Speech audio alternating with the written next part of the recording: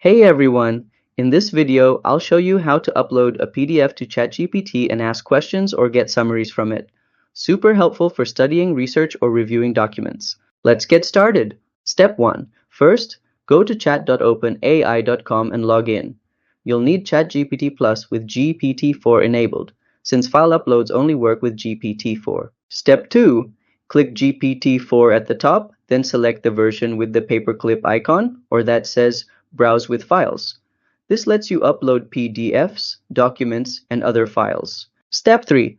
Click the paperclip icon at the bottom of the chat window. Choose your PDF file and upload it.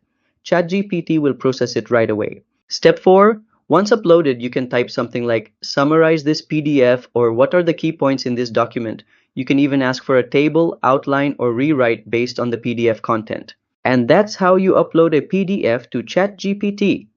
If this video helped, don't forget to like and subscribe to How to Tutor for more helpful guides. See you next time!